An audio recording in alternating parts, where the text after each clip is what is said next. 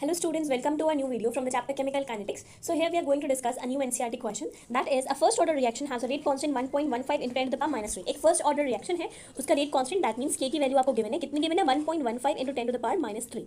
Okay, second inverse, how long will 5 gram of this reactant take to reduce to 3 gram, मतलब कितना time लगेगा 5 gram of reactant को 3 gram होने में. तो इनिशियली क्या है हमारे पास 5 gram, तो उसको हम R0 बोलेंगे और किस में कन्वर्ट होगा वो 3 gram में, तो हम उसे R बोलेंगे. ओके, हाउ लॉन्ग मीन्स हमें यहाँ पर टाइम कैलकुलेट करना है. फॉर्मुला क्या होता है, T वैसे तो K होता है बट हम T को ट्रांसपोज कर देंगे. तो T is equal to 2.303 upon K log R0 upon R. But जो आपका फॉर्मुला एक्चुअल फॉर्मुला होता है या फिर हम बोल सकते हैं ऑथेंटिक फॉर्मुला क्या होता है, वैसे तो होता है K is equal to 2.303 upon T log R0 upon R. But हमें फाइंड क्या करना है T, तो हमने उसको ट्रांसपोज कर लिया. अब वैल्यूज पुट करते हैं. T is equal to 2.303 divided by K. K की वैल्यू कितनी है 1.5 into 10 to the power minus 3.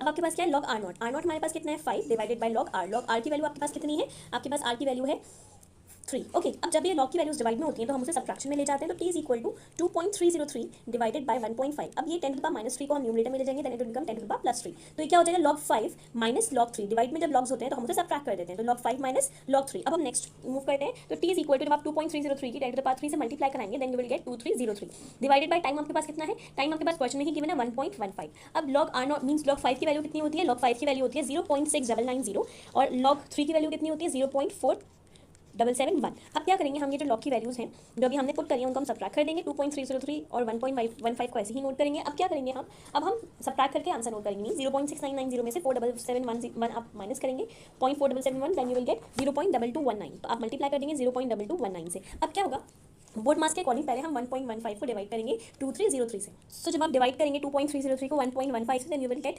2.002. अब आपको मिल गया 2.002. अब आपको इसकी मल्टीप्लाई करना है किससे, आपको मल्टीप्लाई करना है 0.2219 से. ओके, ये एक और इजी और सिंपल वे है. हम क्या करेंगे, जैसे सपोज हम इतना नहीं करके क्या कर सकते हैं, 1.15 है, डेसिमल रिमूव करेंगे तो 2 zeros ऊपर चले जाएंगे. ओके, 10 टू द पावर 2 हो जाएगा. फिर हम क्या करेंगे 2303 को मींस 2303 को 115 से डिवाइड करेंगे. तो जब हमने उसे 115 से डिवाइड करा तो हमें कितना मिला, हमें मिला 20.02. ओके, हमें मिला डिवाइड करने पे 20.02. फिर हमने क्या करा, जब आपको 20.02 मिल गया डिवाइड करने पर, उसके बाद आपने क्या करना है, you have to multiply it with 0.2219. तो जब आप 0.2219 से मल्टीप्लाई करेंगे हमारे पास 10 टू द पावर 2 भी है मल्टीप्लाई में, वो भी हम नोट कर लेते हैं. अब जब आपने इन दोनों नंबर्स को मल्टीप्लाई कराया तो आपको आंसर क्या मिला, देखिए आपको आंसर मिलेगा 4.444.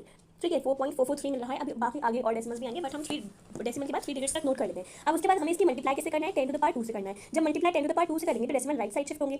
2 से करें तो 2 place this is 1 and this is 2. तो 2 प्लेसेस हमने शिफ्ट करा तो हमें क्या मिला, T इज इक्वल टू 444.3. ये हमें मिल गया 444 और सेकंड इनवर्स था K का यूनिट. तो टाइम का क्या होगा सेकंड. ऑब्वियसली टाइम बता दें तो ऑब्वियसली हम यूनिट्स में तो नहीं लिखेंगे, मींस इनवर्स में तो नहीं लिखेंगे, तो उसका यूनिट क्या होता है टाइम का सेकंड. तो हमारे पास T की वैल्यू आ गई 44.3 सेकंड. तो यही हमें फाइंड करना था कि जो फर्स्ट ऑर्डर रिएक्शन है जिसका रेट कांस्टेंट 1.5 × 10⁻³ सेकंड इनवर्स है, तो जब आप उसका 5 ग्राम से रिएक्टेंट 3 ग्राम रिड्यूस होगा तो उसमें 44.3 सेकंड्स का ड्यूरेशन होगा. Okay, thank you.